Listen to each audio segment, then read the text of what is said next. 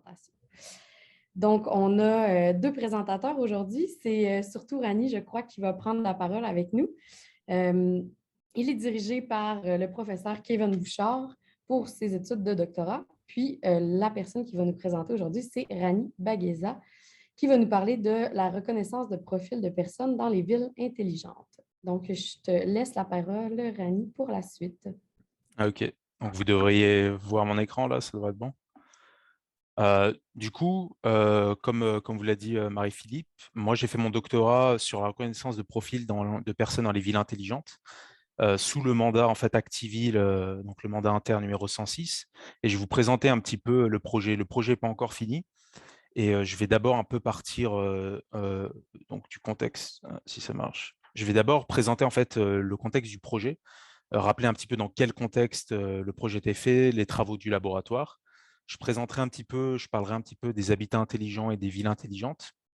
Puis ensuite, je définirai vraiment la problématique et ce qu'on a essayé de faire. Et je vous présenterai les prototypes qu'on a utilisés, les expériences qu'on a faites directement dans la ville, les résultats qu'on a eus. Et ensuite, j'ouvrirai sur la dimension surtout sociale. Donc en fait, disons que le milieu de la présentation va être peut-être un peu plus technique, pas trop poussé ou quoi, mais vraiment sur comment on a résolu les problèmes. Et ensuite, je vais vraiment ouvrir sur l'aspect long terme et l'aspect social. Donc, je fais donc ma thèse à l'UQAC, donc avec le LIARA. Et le contexte, en fait, le LIARA fait surtout de la reconnaissance d'activité dans les habitats intelligents. L'idée étant d'utiliser la technologie pour apporter une assistance en fait aux personnes semi-autonomes. Donc, on voit un peu comme sur le graphe, il y a de plus en plus de personnes âgées. Ces personnes âgées, en général, ont besoin d'une assistance chez elles. Au lieu d'utiliser des personnes qui vont être présentes 24 heures sur 24, on utilise justement l'intelligence ambiante pour pouvoir reconnaître leurs activités. L'idée, en fait, avec le mandat numéro 106 d'Activille, en fait, c'était de voir ce qu'on pouvait faire dans les villes intelligentes.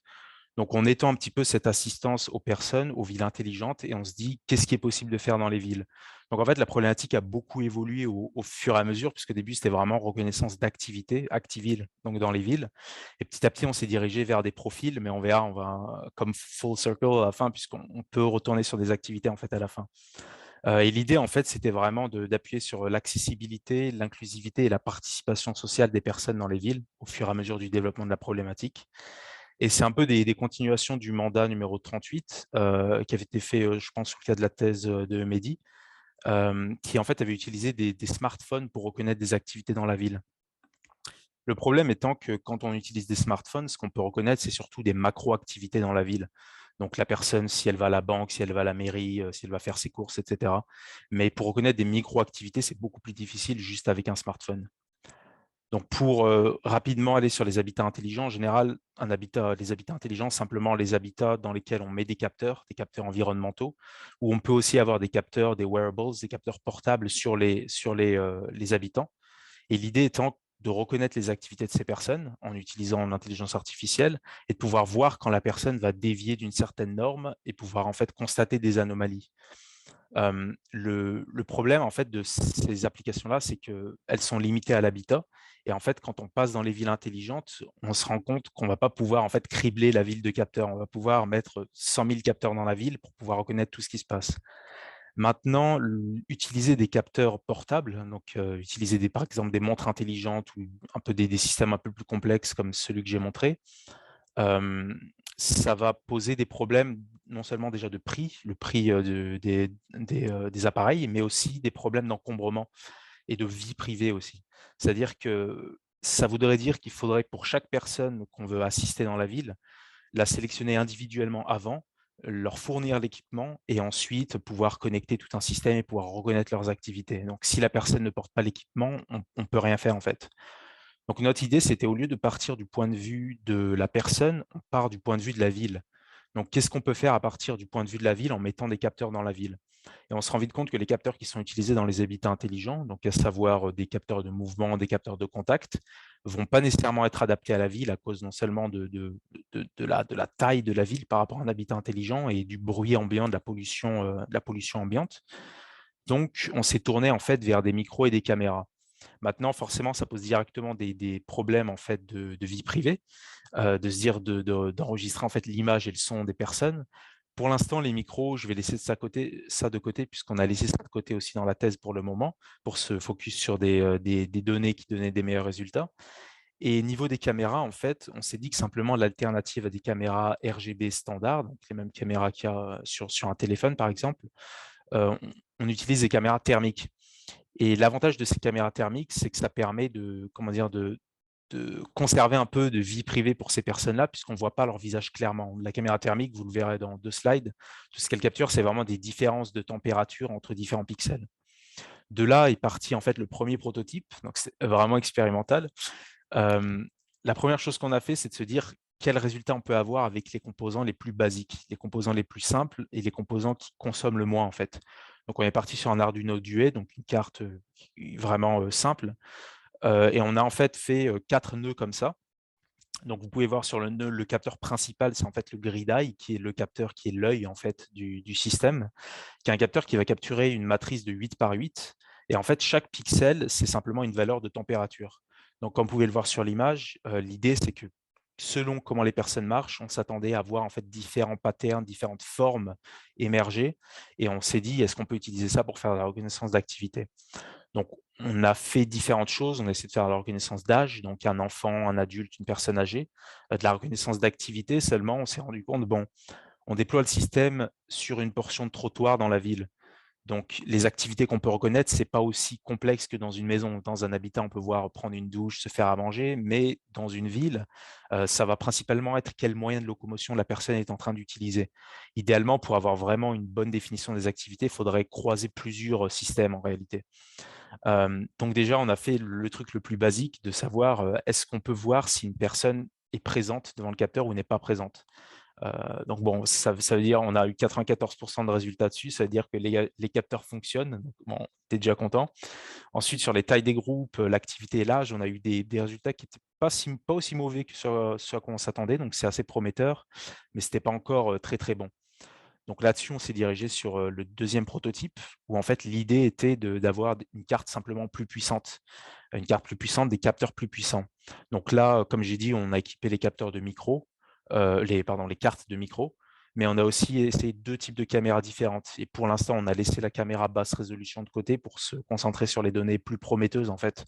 Donc vous voyez en fait la différence là entre une matrice de 8 par 8, en haut une matrice de 24 par 32, et ensuite on arrive à des images qui commencent à être vraiment reconnaissables avec une matrice de 120 par 160. Ouais, pour l'instant, c'était ça. Ensuite, comme vous pouvez le voir là dans la boîte, on a une batterie qui est directement dans la boîte et qui alimente le système. C'est-à-dire que lors de l'expérience, on va simplement se diriger. Donc là, c'est une photo exactement de l'endroit où on a fait l'expérience. Avec, j'espère que vous pouvez voir derrière le banc avec la petite flèche observateur. Donc, globalement, on pose les nœuds simplement dans l'environnement et l'observateur va s'asseoir sur un banc avec une tablette, donc une tablette Android sur laquelle il y a une application que vous pouvez voir ici. Et à chaque passant, en fait, simplement, on enregistre le profil de la personne. Et au moment où la personne passe devant le nœud, on va appuyer sur le nœud qui correspond ici, donc N1, N2, N3. Au début, l'idée, c'était de faire de la fouille de données distribuée, donc de croiser les informations des cartes, mais pour l'instant, on a laissé cette avenue de côté. On s'est rendu compte qu'on avait déjà des bons résultats en utilisant un seul nœud. Donc, on a fait de la reconnaissance de profil sous différents critères. Donc, déjà l'âge, comme je l'avais dit, genre homme-femme, mobilité, la personne est mobile ou elle a une mobilité réduite, et la taille de groupe qu'on a simplifié, soit la personne est seule, soit il y a 2 ou plus personnes. Ensuite, il y a le niveau des activités, ce qu'on a simplement fait, pareil, on a gardé ça de manière binaire. Enfin là, sur l'activité, sur l'application, il y avait 3 catégories, mais ça a été réuni derrière. Soit la personne marche, soit elle fait autre chose. Aussi, en fait, on peut se dire, au niveau de l'éthique, de faire en fait ce genre d'expérimentation dans la ville, quel problème ça pose. On a fait une demande pour obtenir un certificat d'éthique. Finalement, on a été exempt parce qu'on rentre en fait sous le cadre d'une observation, une expérimentation d'observation. C'est-à-dire qu'il n'y a pas d'interaction entre les participants et le chercheur. À aucun moment on parle en fait aux participants. Les participants n'ont pas d'attente réelle en termes de vie privée, c'est-à-dire qu'elles sont dans un lieu public, donc elles s'attendent à ce que leur image soit visible. Et les données qu'on stocke ne permettent pas d'identifier les personnes. Donc, comme vous l'avez vu, on peut voir que c'est un humain, on peut voir que c'est un homme, on peut voir que c'est un adulte. Ça va être très difficile de dire qui est cette personne.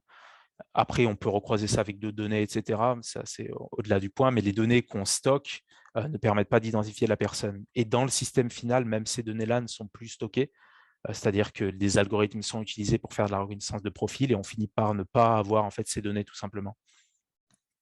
Donc là, petit exemple des données qu'on a eues. Donc le 1, c'est un peu le cas basique, le cas d'école, où c'est simplement un homme adulte seul qui marche donc de droite à gauche. C'est un peu pour vous montrer la séquence d'images qu'on a. En 2, on a un groupe. Et en fait, les groupes, c'est vrai qu'ils ont cette tendance à être dispersés, puis être mergés au milieu, puis être redispersés, simplement à cause de l'angle de la caméra. Et j'ai mis aussi un petit cas d'une personne qui en fait, qui est superposée avec une voiture derrière. C'est ça aussi avec une caméra thermique, étant donné que les voitures dégagent de la chaleur aussi.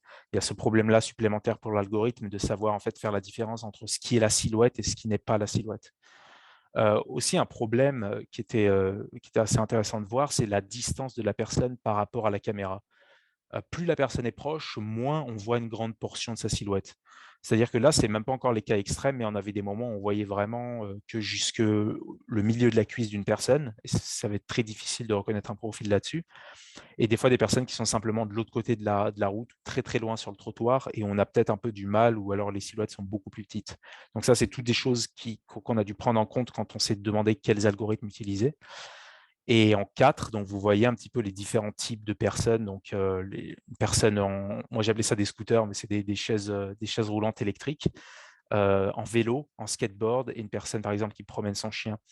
Et de là, en fait, c'est intéressant puisqu'on voit au fur et à mesure des expériences qu'on a différentes activités qui émergent et différents profils qui émergent.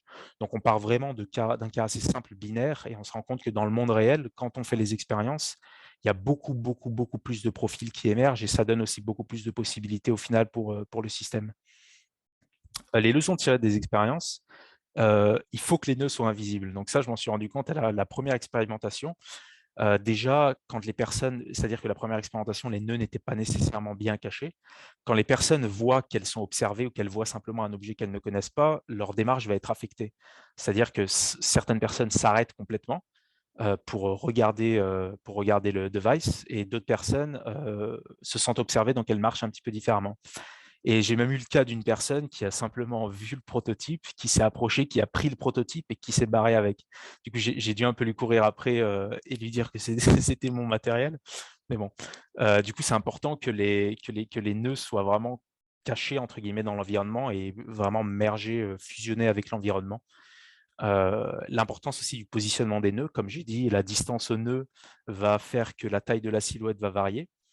Et au niveau de l'expérimentation, il y a des choix qui doivent être faits. C'est-à-dire que dans le cas idéal, on se dit, il y a une personne qui passe, on enregistre la personne, puis la personne suivante. Et en fait, dans le monde réel, il y a des personnes qui passent des deux côtés en même temps. Il y a deux groupes qui ont deux profils très différents, qui vont passer très proches les unes des autres, et ça va être difficile d'enregistrer les enregistrements des profils des personnes au bon moment, simplement. Même des fois, en fait, il faut simplement sacrifier des observations pour en garder d'autres. Ensuite, la synchronisation entre les prototypes et la tablette, qui est aussi un autre problème. C'est-à-dire qu'il faut faire manuellement ça après l'expérience, mais idéalement, si on collecte plus de données dans le futur, on aimerait bien que ça se fasse de manière automatique. Et comme je le disais, en fait, l'aspect distribué qu'on a laissé un peu de côté, il semblerait qu'on ait déjà des très bons résultats avec un seul nœud, en fait.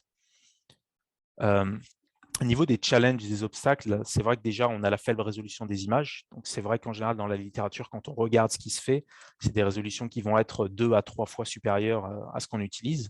Et surtout, en fait, ça va pas être des images thermiques. L'arrière-plan est dynamique dans le sens où il y a des voitures qui passent derrière, il y a d'autres personnes qui passent en fait sur le trottoir en face. Et il y a des différences de température. Et les caméras thermiques vont en fait, la teinte de l'image va varier selon la température. Donc j'ai des expériences où il faisait vraiment 10 degrés dehors et des expériences où il faisait 25 degrés. Et c'est vrai que dans la donnée, je vois vraiment les teintes qui sont différentes, qui sont plus vers du violet sur les expériences plus froides et un peu plus chaudes pour les expériences plus chaudes. La différence des tailles entre les silhouettes, ça je l'ai déjà mentionné, et aussi la limite, c'est presque un problème social, ça, la limite entre les classes qui est floue, dans le sens où moi, mentalement, je me disais, dans la littérature, le seuil qui est utilisé, c'est 65 ans en général pour définir une personne âgée. Et quand je vois la personne passer, je me dis, est-ce qu'elle a plus de 65 ans? Est-ce que je la classifie en tant que personne âgée ou est-ce que je la classifie en tant qu'adulte? Et le problème est que des fois, on ne peut pas savoir. Des fois, on ne peut simplement pas savoir en observant. Et il y a des personnes âgées qui ont possiblement 70-75 ans qui marchent en se tenant plus droit que des adultes de 20 ans, en fait. Donc, il y a encore une fois, on commence à voir la complexité de ce qu'on appelle profil d'une personne et que la démarche et l'âge observé ne sont pas nécessairement suffisants pour définir qui pourrait être une personne semi-autonome ou une personne vulnérable et qui ne l'est pas, en fait. Il y a des cas aussi plus complexes, donc des groupes mixtes. Si un groupe contient 2 femmes et un homme, comment on définit en fait le genre du groupe? Est-ce que en fait, il faudrait découper chaque personne et faire la prédiction pour chaque personne, mais c'est compliqué. Il y a aussi les classes émergentes dont je parlais. Plus on capture de données, plus il y a de différentes classes. Et il y a le problème aussi du fait qu'on ait un petit dataset. C'est-à-dire qu'il faut collectionner les données une par une, les instances une par une. Et en général, dans l'apprentissage profond et le machine learning, ce qui se fait, c'est vraiment des milliers, des dizaines de milliers d'instances par classe. Et on était, nous, plus aux alentours de 700-800, voire même 300-400 à la fin avec les derniers ajustements. Donc, petite partie technique, on a décidé de se tourner vers l'apprentissage profond. Donc, globalement, je ne vais pas rentrer dans les détails, mais on a testé un peu 2 modèles, donc les Convolutional Neural Networks, les CNN, qui sont en fait des réseaux de neurones qui sont spécialisés pour la reconnaissance d'images, et des RNN, Recurrent Neural Networks, qui sont en fait des réseaux de neurones qui en fait s'occupent de l'aspect temporel de données. C'est typiquement, ça va être des réseaux qui vont être utilisés pour faire de la traduction d'un langage à l'autre, pour générer du texte, pour même générer de la musique. L'idée étant d'utiliser le passé pour prédire le futur ou d'utiliser toute une séquence de données pour faire une prédiction. Donc, on s'est dit, en fait, avec le premier modèle, on prend une seule image et on voit ce qu'on arrive à faire, une seule image par personne. Et le deuxième modèle, c'était vraiment, on prend une série d'images et on voit si on arrive à extraire plus de connaissances en prenant une série d'images, potentiellement la vitesse du déplacement de la personne en comparant en fait les images et voir si on arrive à extraire plus de connaissances. L'avantage en fait des réseaux de neurones, c'est que déjà ils sont très flexibles, c'est-à-dire que ça fonctionne vraiment en unités atomiques qui sont des neurones comme un cerveau humain, et on peut en fait avoir plus ou moins de neurones par couche et avoir plus ou moins de couches, et il y a beaucoup de paramètres qu'on peut changer, qui fait qu'on peut vraiment expérimenter, un peu comme Kevin me disait, il y a un côté un peu artistique aussi quand on fait des réseaux de neurones. On peut vraiment expérimenter et voir ce qui s'adapte mieux à nos données.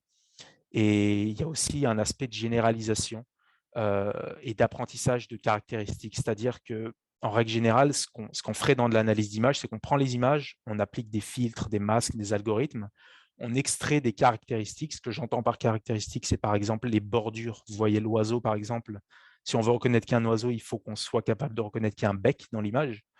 Donc ça peut se faire de manière manuelle, mais l'avantage, c'est que les réseaux de neurones le font de manière automatique au fur et à mesure de l'apprentissage. Et c'est aussi très populaire dans le domaine de la gait recognition, donc la reconnaissance de la démarche des personnes, ce qui est typiquement ce qu'on est en train de faire. Une étape supplémentaire dont je voulais parler, c'est le pré-traitement des données. C'est-à-dire qu'on a eu, en fait, on a fait un premier jet avec ce deuxième set d'expérimentation et ces belles données, entre guillemets, où on a simplement pris toutes les données et on a essayé de faire de la reconnaissance de profil sans discriminer quoi que ce soit. C'est-à-dire qu'on donne toutes les données à l'algorithme et on essaie de voir à quel point il arrive à reconnaître des profils. Maintenant, il y a le problème du groupe qui se pose, par exemple, dont je parlais, un groupe avec, je ne sais pas, 2 parents et un enfant. Est-ce que c'est un groupe avec 2 adultes ou c'est un groupe avec un enfant, 2 adultes? Ce n'est pas très clair. Une personne qui passe en vélo, c'est beaucoup plus difficile d'estimer l'âge de cette personne, par exemple. Et donc, en fait, on se rend compte que le problème est assez complexe. Et l'idée, en fait, c'était de simplifier le dataset de manière à simplifier le problème le plus possible. Donc, pour la reconnaissance d'âge et de genre, ce qu'on a fait, c'est qu'on a enlevé tous les groupes et toutes les personnes qui font autre chose que marcher. Donc, une personne à vélo, une personne qui promène son chien, une personne en skateboard, tout ça, on enlève et on entraîne un algorithme spécifiquement sur des personnes seules à l'écran, en fait. Pour la taille des groupes, on enlève les différents moyens de locomotion. Et en fait, pour toutes les catégories, le fait de vraiment d'être méticuleux sur les données, ça fait qu'on a enlevé 2-3 données de mauvaise qualité et ça a donné en fait des résultats bien meilleurs. Donc, en parlant de résultats, ce qu'on est arrivé à faire, ce que vous voyez en fait sur chaque graphe, en jaune et en bleu, surtout ce qui est important, c'est le bleu. C'est les anciens résultats qu'on avait avant de trier les données et avec des moins bons paramètres au niveau des algorithmes.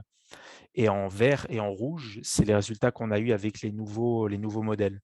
Donc en rouge, c'est le modèle qui utilise une seule image, et en vert, celui qui en utilise plusieurs. Ce qui peut paraître contre-intuitif, puisqu'on pourrait se dire, avec plusieurs images, on pourrait avoir des meilleurs résultats. En fait, non. Après, faut encore pousser là-dessus, puisque possiblement, si on avait plus de données, on aurait des meilleurs résultats. Ça, on ne le sait pas encore. Mais apparemment, une seule image semblerait donner des très, très bons résultats. Donc voilà, on arrive à presque 97% de précision en reconnaissance d'âge, 96 en genre. En taille de groupe, on arrive à presque 98%. C'est vrai qu'il y a des instances, comme je le disais, où des fois, si on utilise surtout des frames qui sont un peu au bord de l'observation, on peut avoir juste la première personne du groupe qui rentre dans le cadre. Et ensuite, on a tout le groupe et ensuite, on n'a que la dernière personne du groupe. Donc, on peut avoir un peu des leurres, disons, dans la donnée où on a des moments où il n'y a qu'une seule personne, mais c'est quand même un groupe. Ça, après, c'est plus une affaire de séquencement des données. Et en mobilité, on est arrivé au meilleur cas jusqu'à 100% en fait de reconnaissance de mobilité. Donc à 100%, on est capable de dire si une personne est une personne à mobilité réduite, donc en chaise roulante, avec des béquilles, une personne qui boite de manière vraiment significative. J'ai eu 2 instances de ça dans toutes les données. Et une personne simplement qui est mobile, qui marche normalement. Au niveau de l'analyse des résultats, donc voilà, comme je le disais, on n'a pas nécessairement des meilleurs résultats en utilisant plusieurs images. Aussi, ce qu'il faut se rendre compte, c'est qu'on a beaucoup moins de données en utilisant plusieurs images. C'est-à-dire que quand on utilise une seule image, une observation, c'est une image. Et quand on utilise une séquence d'images, par exemple, 10 images, ça va être une seule observation. Ce qui veut dire que l'algorithme va avoir moins de données au final pour s'entraîner. Ce qui est aussi un problème. En fait, plus on a de données, mieux c'est en règle générale. On pourrait partir sur des optimisations en termes de vision artificielle. Donc, on pourrait se dire qu'on va vraiment travailler les images et chercher des caractéristiques très précises pour améliorer encore les résultats. Mais à partir de ce moment-là, on a pensé qu'un peu la meilleure avenue, c'était de voir ce qu'on pouvait faire en termes de temps réel dans la ville, en termes vraiment d'implémentation du système. Et l'idée un petit peu pour montrer la vision long terme, l'architecture, ce serait d'avoir des nœuds qui sont dispersés dans la ville à différents points d'intérêt. Donc les points d'intérêt, ça peut varier. Si par exemple on veut, ça dépend vraiment de ce qu'on veut faire avec le système. Si on veut estimer l'accessibilité de certains endroits dans la ville, par exemple, on se dit qu'on veut que la mairie soit très accessible, la librairie ou des autres endroits publics, on peut mettre des nœuds à ces endroits-là et collecter des données petit à petit et voir est-ce qu'on voit des patterns émerger de personnes qui sont, il y a moins de personnes à mobilité réduite ici et on a plus à tel endroit, etc. Et pouvoir en fait avec comment dire, cet influx de données pour pouvoir comment dire, shape un peu la ville et pouvoir faire évoluer la ville et voir où il y a des soucis. Le problème étant que faire de la reconnaissance en temps réel, ça demande aussi d'avoir des algorithmes qui peuvent être exécutés directement sur les cartes. Donc bon, ça, c'est toute une bagatelle de problèmes techniques, d'environnement limité, ressources limitées, etc. Mais c'est des problèmes à résoudre. Et il y a le problème aussi, dont je voulais parler rapidement, de réentraînement. C'est-à-dire qu'on peut se dire, une fois qu'on a un algorithme et qu'on sait reconnaître des personnes, on sait reconnaître des profils de personnes, on est bon.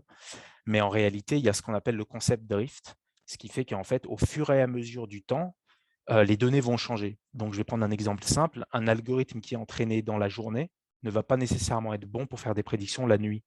Un algorithme qui est entraîné l'été ne va pas nécessairement être bon pour faire des prédictions en hiver.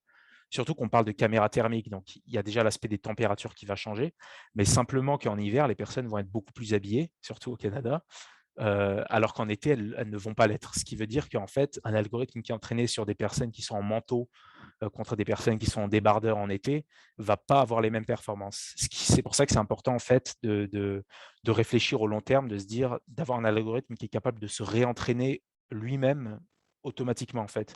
Et ça, bon, ça soulève des problèmes, des challenges d'intelligence artificielle où comment est-ce que l'algorithme sait que le profil de la personne qui vient de passer pour pouvoir se réentraîner, puisque l'algorithme, il faut toujours qu'il connaisse la vérité pour pouvoir se réentraîner derrière.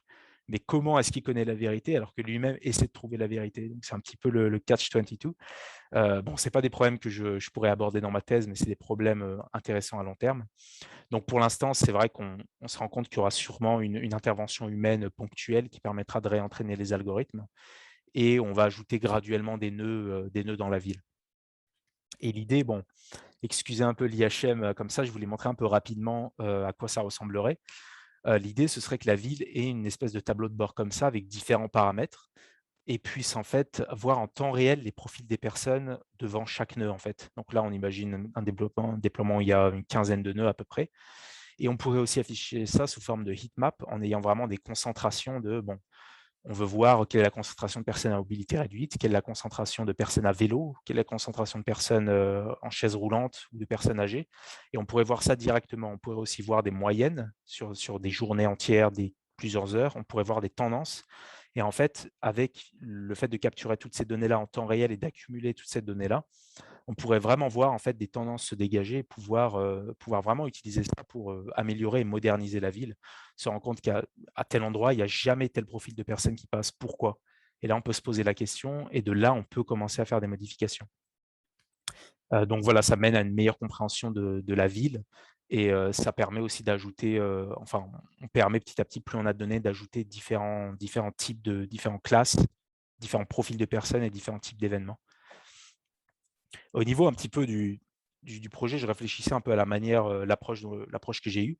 L'idée, en fait, au début, c'était vraiment de voir ce qu'on peut faire. On a d'abord, avec Kevin, Charles, Abdenour, on a vraiment défini un peu mieux la problématique petit à petit et utilisé des capteurs de mieux en mieux, enfin de la meilleure qualité. Ensuite, des algorithmes qui étaient de plus en plus performants, un meilleur traitement des données pour arriver vraiment à résoudre avec le plus d'efficacité possible un problème assez simplifié. Et l'idée maintenant, c'est un peu la partie contraction et l'idée, la partie expansion, c'est un peu de se dire, bon, maintenant qu'on a des algorithmes spécialisés pour chaque tâche, comment est-ce qu'on va tous les fusionner ensemble pour pouvoir répondre au problème global en fait. Du coup, en fait, c'est ça la suite du projet, là, sur la fin de ma thèse et sur la suite du projet en général. Ça va vraiment être ça, de pouvoir en fait mettre tout le système ensemble et avoir vraiment un système end-to-end qui est capable de prendre en entrée des images et qui est capable de sortir des prédictions en fait en sortie. Donc bon, j'ai déjà parlé un peu du labeling en temps réel, je ne vais pas m'étendre là-dessus. Et pour finir un peu sur l'aspect social, la vision long terme, c'est vraiment donc d'avoir ce que j'ai présenté avant. Et en fait, niveau vie privée, là où notre projet se différencie un peu de ce qui se fait dans la littérature, là j'ai mis un peu des exemples d'images de projets un peu similaires. Là, c'est de la reconnaissance de genre en utilisant des caméras RGB dans la journée et des caméras infrarouges la nuit. Le problème, c'est comme vous pouvez le voir sur ces images-là, on voit les visages des personnes. Et bon, c'est des datasets qui ont été capturés en Corée, je crois. Et en fait, ça pose des problèmes de vie privée, puisque bon, il y a déjà des caméras de surveillance dans la plupart des grandes villes, mais ce n'est pas pour ça qu'on veut rajouter plus de caméras de surveillance. Au contraire, on essaie de proposer un système qui utilise des caméras thermiques et qui puisse justement protéger la vie privée de ces personnes et qui permettent en même temps d'améliorer la ville. C'est-à-dire qu'avec une image thermique, on ne peut pas reconnaître la personne, donc on a déjà cette garantie. Comme je le disais, les données ne sont pas nécessairement sauvegardées. Après avoir été utilisées pour le réentraînement, on peut simplement supprimer les données, simplement à cause du fait qu'on n'a pas de mémoire illimitée sur les cartes, donc on est obligé de supprimer les données au bout d'un moment. Et si une personne parvenait à hacker ou à pirater une carte, elle n'aurait simplement que les données des dernières heures. Donc elle aurait des images en basse résolution thermique de posture de personnes dans la ville. Donc il n'y a vraiment pas de quoi identifier des personnes. Et pareil, les algorithmes ne stockent en aucun cas les identités des personnes. Tout ce qu'ils stockent, c'est des poids pour extraire des caractéristiques, en fait. Et enfin, pour terminer, un peu pour ouvrir sur ça, ce qu'on a fait, c'est la reconnaissance de profil pour l'accessibilité, l'inclusivité et la participation sociale. Donc, accessibilité, j'ai déjà touché à ça. Et en fait, sur l'aspect vraiment d'inclusivité, il n'y a pas de discrimination entre les personnes, c'est-à-dire qu'il n'y a pas besoin d'équiper telle ou telle personne de capteurs, c'est vraiment tout le monde dans la ville. Et l'avantage, en fait, en termes de participation sociale, c'est que tout le monde participe. Et il n'y a pas de participation active. Il n'y a pas besoin, en fait, d'avoir une application que la personne va télécharger. Vous savez, ces applications de la ville que personne ne télécharge, où il faut remplir des choses, etc. Il n'y a pas besoin de remplir de formulaires, de questionnaires, etc. Simplement, en utilisant l'infrastructure de la ville et en vivant dans la ville, la personne contribue à la modernisation de cette ville, de par sa présence ou de par son absence, puisqu'on regarde vraiment les patterns généraux.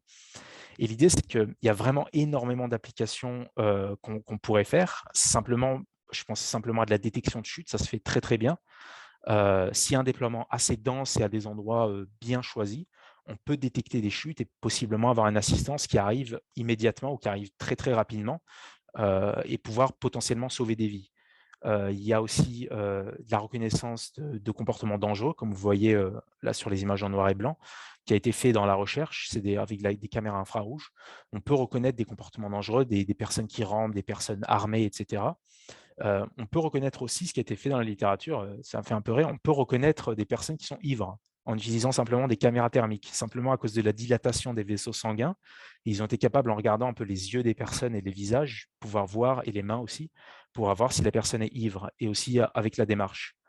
Et dans les données-là, on est capable de reconnaître les voitures, on est capable de reconnaître la température des voitures. Et c'est-à-dire que, admettons, samedi soir, sortie de boîte de nuit, on est capable de reconnaître les personnes ivres, et on est aussi capable de voir s'il y a des personnes qui vont potentiellement se mettre en danger en prenant le volant en étant en état d'ébriété. Les accidents de la route qui pourraient être repérés. Et dans une optique de développement durable, on pourrait même voir, de par la température des véhicules, pouvoir voir en fait des aspects de pollution de certains véhicules. Donc potentiellement encourager l'utilisation de véhicules verts, de véhicules hybrides et de véhicules électriques. Et l'avantage aussi, c'est qu'on peut faire ça à la nuit. On peut faire de la reconnaissance d'activité la nuit, étant donné qu'on utilise des caméras thermiques. Et je montrais ça aussi, c'était assez fun. Ils étaient capables, en fait, pour des interactions robots-humains, de reconnaître les émotions des humains en utilisant des caméras thermiques et en utilisant leur démarche. Bon, après, c'est des cas de laboratoire. Je suppose qu'une personne qui est en colère ne va pas nécessairement marcher de telle manière, mais voilà. Donc voilà, donc au final, pour terminer, c'est vraiment un système. Nous, ce qu'on a essayé de faire, c'est un peu vraiment de défricher, de simplifier le problème, de voir ce qu'on est capable de faire dans un cadre assez limité, et en fait de voir toutes les opportunités qui sont possibles d'explorer, qui prendraient beaucoup plus qu'une seule thèse de doctorat.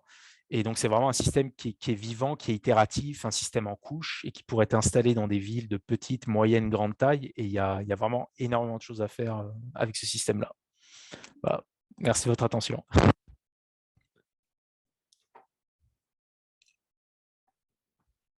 Merci pour la présentation. C'était super intéressant. Merci. On va ouvrir la période de discussion. Donc, Je laisse peut-être l'écran ou... peut-être juste si tu en as besoin pour répondre à certaines questions, mais Ok, sinon, c'est plus agréable de voir ok. les gens. Donc, si vous voulez ouvrir votre micro directement, poser des questions si vous en avez. Puis, si vous voulez les écrire dans le chat, je les poserai moi-même.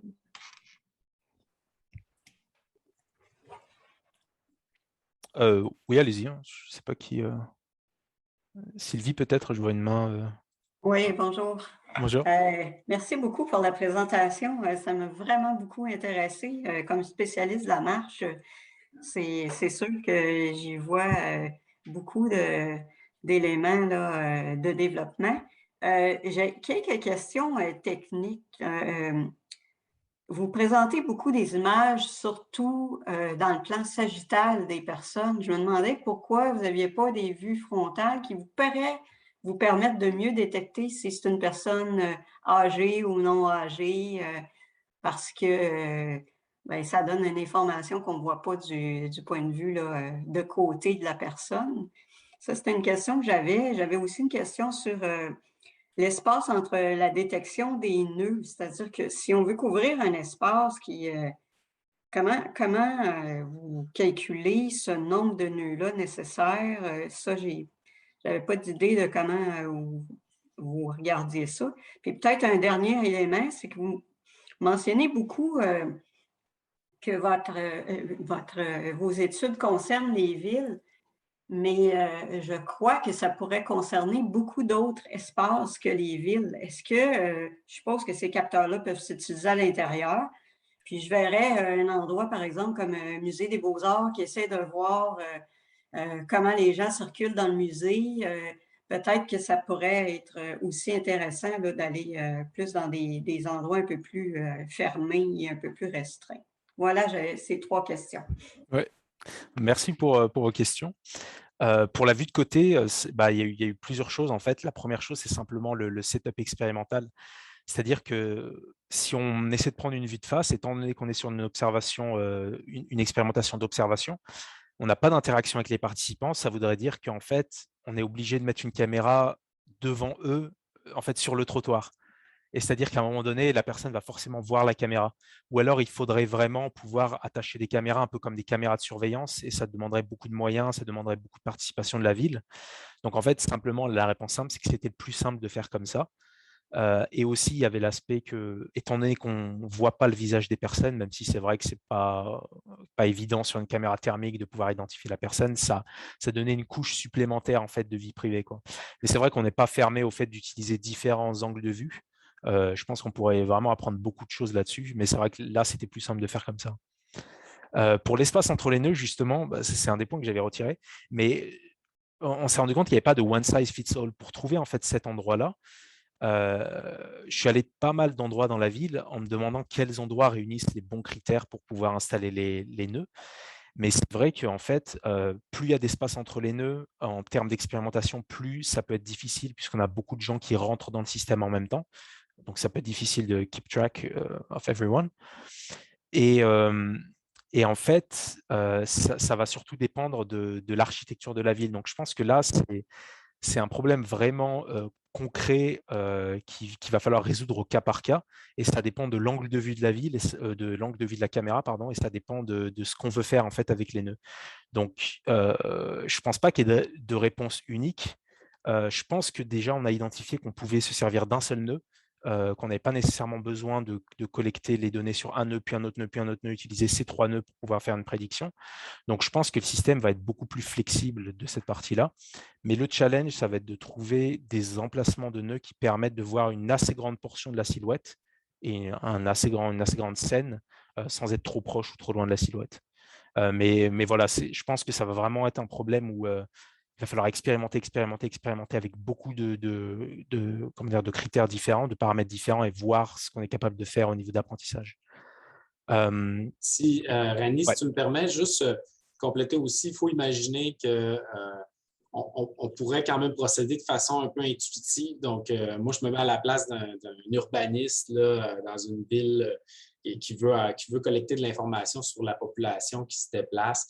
Mais en fait, il y a des points d'intérêt, par exemple, dans des parcs publics où on suppose que la plupart des gens vont passer par ce chemin-là. Donc, ça serait un endroit où on pourrait décider de déployer un nœud.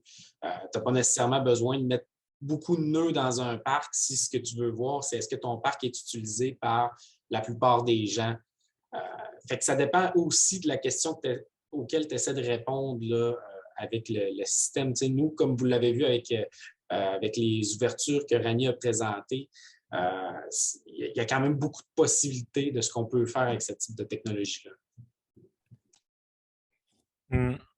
Oui, tout à fait d'accord. Pour les autres espaces, oui, on y avait pensé justement. Ça ne s'est pas fait finalement, mais Charles m'avait proposé de faire ça. C'était quoi? Est-ce que c'était dans une maison? C'était dans un. Je ne me rappelle plus exactement où c'était, mais il m'avait proposé de faire ça en fait dans. Je ne sais pas si c'était un hôpital ou. En fait, je pense qu'initialement, on devait le faire au musée. Et puis, ça ne s'est pas fait à cause de la pandémie. Bon, aussitôt, on voulait faire plus de déploiement que ça, puis aussitôt qu'il y a eu la pandémie, on a comme un peu arrêté les projets de déploiement. Là. Donc, c'est un petit peu dommage. Là. Mais c'est sûr on s'est moins concentré aussi sur l'intérieur, simplement parce que il existe quand même beaucoup de systèmes de positionnement de personnes à l'intérieur. Il existe d'autres types de systèmes. Disons qu'il y a plus de concurrence au niveau, puis plus d'options au niveau de ce type d'application-là à l'intérieur. Tandis que dans les villes intelligentes, la plupart des choses qu'on a trouvées, c'était soit basé sur des caméras RGB là, qui sont déjà déployées dans les villes, ou soit c'était sur des téléphones ou des montres intelligentes. Fait que nous, on avait tout d'un coup vraiment un créneau qu'on voulait explorer là, dans les villes qui n'étaient pas du tout couverts dans la littérature scientifique. Voilà. Ouais, du coup, voilà, pour les autres espaces, ouais, on y a pensé, mais on n'a pas eu l'opportunité. L'avantage de votre système, c'est qu'il ne permet pas aussi la reconnaissance, mais je me disais, ben ça, c'est peut-être important. Puis il n'a pas l'air trop invasif, ce qui est une préoccupation dans plusieurs espaces, comme entre autres là, des musées. Puis je ne vois pas d'autres questions, fait que je me permettrais peut-être il y a Charles qui en a une, mais je vais juste finir, Charles. Vous avez mentionné que vous pouviez détecter des chutes, puis ça, je le crois bien. Mais est-ce qu'il y a un signal qui peut être envoyé ensuite de ça pour dire cette personne-là a tombé? C'est quoi le lien avec la suite? C'est ça que je pensais justement. Je me disais dans les systèmes actuels de surveillance, En général, je prends un exemple d'une ville comme Londres ou quoi, avec des caméras de surveillance. Il y a en général un opérateur qui fait dans une pièce et qui va regarder toutes les caméras en même temps. Mais là, je me dis, les cartes, en fait, sont faites pour pouvoir communiquer à distance. C'est-à-dire nous, on pensait utiliser du Bluetooth entre les cartes si elles doivent communiquer et de la 5G pour communiquer avec une antenne distante et ensuite un serveur, vraiment le serveur de la ville. Donc, l'idée étant que si aussi il y a le problème, c'est très difficile d'entraîner un algorithme à faire de la reconnaissance de chute puisqu'il faut qu'il y ait des personnes qui tombent volontairement devant la caméra. Mais si on arrive à avoir un algorithme qui performe sur la reconnaissance de chute et qui comment dire, il reconnaît une chute avec assez de confiance, on peut alors envoyer un signal directement au serveur. Et potentiellement, s'il y a un opérateur qui est là et qui utilise aussi ces données-là, il peut se dire, tiens, est-ce que c'est une chute? Il vérifie en fait les images puisqu'on peut aussi lui envoyer les images directement. Et là, on a un opérateur humain qui peut dire est-ce que c'est vraiment une chute et est-ce qu'il y a vraiment besoin d'avoir une intervention. Donc, ce ne serait pas complètement automatique, mais on a moyen d'envoyer une alerte. D'accord, merci beaucoup. Merci. Oui. Oui. Voilà. Bonjour. Merci Rani et Kevin pour ce beau projet et cette belle présentation. Un gros avantage des caméras thermiques, c'est effectivement le fait que ça reste beaucoup moins invasif, donc, et surtout qu'on ne peut pas forcément identifier directement les personnes. Ceci dit, avec une combinaison d'intelligence artificielle, il y a parfois moyen de créer des signatures numériques qui permettraient ultimement de traquer un individu et à partir de sa signature numérique, même avec ce type de caméra. Donc, est-ce que dans la perspective d'utilisation, ma question est à 2 ans, dans la perspective d'utilisation dans un espace commun, large, dans une ville, est-ce qu'il y a des moyens de contrer cette utilisation-là, ce tracking qui resterait potentiellement possible? Et dans un contexte beaucoup plus réduit, par exemple, si on prend un CHSLD ou un espace beaucoup plus réduit où l'objectif serait justement de traquer des individus. Je le terme traquer ici dans le sens pas négatif, mais de suivre l'activité, la mobilité des individus. Est-ce que c'est quelque chose qui vous semble potentiellement faisable à partir de cette technologie, donc pouvoir isoler un individu dans un environnement fermé pour suivre sa mobilité? Alors déjà, la première question, pour contrer ça, je ne vois pas de meilleur moyen que le fait de supprimer les données périodiquement, personnellement. C'est-à-dire qu'à partir du moment où l'image a été utilisée pour prédire, en fait, ou pour faire de la reconnaissance de profil et qu'on a le résultat de la reconnaissance, on peut supprimer l'image. Potentiellement, sauf dans les cas où, justement, on en parlait, il y a une détection de chute et il faut qu'on vérifie s'il y a vraiment une détection de chute pour pouvoir intervenir. Mais dans ce cas-là, je pense que la meilleure solution, c'est simplement de supprimer ces images-là une fois qu'on a la donnée finale, puisqu'on n'est plus intéressé par l'image. Mais mis à part ça, comme je disais, même si une personne réussit à collecter ces données, elle aura très peu de données. Mais c'est vrai que c'est possible de recroiser, de traquer la personne. D'ailleurs, la gait recognition est principalement, a beaucoup été utilisée pour l'identification d'une personne en particulier. Donc c'est vrai que ça peut être un outil dangereux aussi au final. Hein, ça va dans les deux sens. Et dans un endroit fermé, je pense que c'est possible. Seulement, là, ça va être une affaire d'angle de caméra et de couverture de l'espace. Beaucoup. Donc, je pense que là, ce serait un système qui serait potentiellement trop cher pour ce qu'il fait. Ça dépend un peu de l'application, mais ça voudrait dire qu'il faudrait qu'on soit sûr que tout l'espace soit couvert et qu'on prenne en compte en fait le jeu entre les caméras, le jeu d'angle entre les caméras pour pouvoir ensuite reconstituer la trajectoire de la personne. Mais je pense que ce serait possible, mais ce serait potentiellement une solution onéreuse par rapport à ce qu'on veut faire, quoi. Et est-ce qu'il y a des données techniques partageables en lien avec la portée et l'angle donc des nœuds que vous avez installés? Par exemple, si on en installe un nœud dans une pièce, est-ce que potentiellement on peut couvrir la pièce avec ou au contraire, on va avoir une vision limitée dans un espace de la pièce? Juste que j'ai oublié l'angle de ces caméras-là, mais je crois que c'était, j'ai pas envie de dire de bêtises, mais c'était au-dessus de 60 degrés, mais je sais pas exactement combien. Mais ouais, il y avait aussi un mode wide field of view, quoi. Mais ouais, il y a les données pour le FLIR. C'est pas mal, en fait, les caméras thermiques les plus populaires. Là, c'est les caméras de FLIR qu'on retrouve dans la plupart des appareils qui ont des caméras thermales comme ça. OK. Merci. Juste un petit commentaire, il y a Leica, le groupe Leica, qui a développé une caméra qui intègre plusieurs autres options, à la fois l'aspect thermique, l'aspect vocal. En tout cas, il y a plusieurs éléments qui sont traqués à l'intérieur d'une même caméra et qui est dédiée vraiment pour des espaces beaucoup plus larges. Ah, ça pourrait être pas mal, ça. Oui, donc ça peut être intéressant. Merci. Merci. Oui. Merci. On va y aller avec une dernière question. Je vois que Philippe Dixon avait la main là, depuis un petit moment, fait que je vous laisse poser votre question.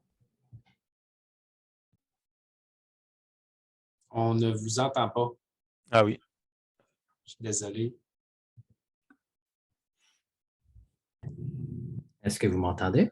Oui, Oui. c'est bon. OK, parfait. Désolé. Donc, merci beaucoup pour la belle présentation. Merci. Donc, moi, je suis professeur en biomécanique. Je fais beaucoup d'analyses de démarches. J'utilise des approches un petit peu l'autre côté de la médaille avec les capteurs mobiles là, pour décerner les mouvements différents. Je m'intéresse principalement à reconnaître les changements de démarche, disons, dans des environnements différents.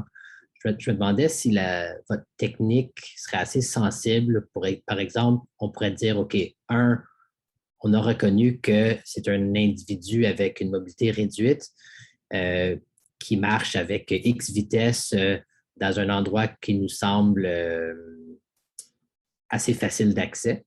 Mais on pourrait reconnaître pas nécessairement ce même individu, mais ce même type d'individu que ici dans la place publique qui est faite avec, je ne sais pas, la surface est plus irrégulière, que eux ralentissent trop leur démarche. Donc, ça pourrait peut-être être... est-ce que c'est assez sensible pour reconnaître les changements à l'intérieur d'une population même, des changements qui pourraient être néfastes ou négatifs, qu'on pourrait aller faire des changements sur la place publique? Je pense que ça va dépendre de deux choses. Ça va dépendre déjà, ces caméras-là capturent qu'à 9 fps. Donc, je me dis que si on veut vraiment voir des changements assez fins, possiblement qu'il faudrait une plus grosse fréquence de capture d'image. Mais aussi, je ne peux pas vraiment répondre puisqu'il faudrait vraiment beaucoup plus de données pour voir ça.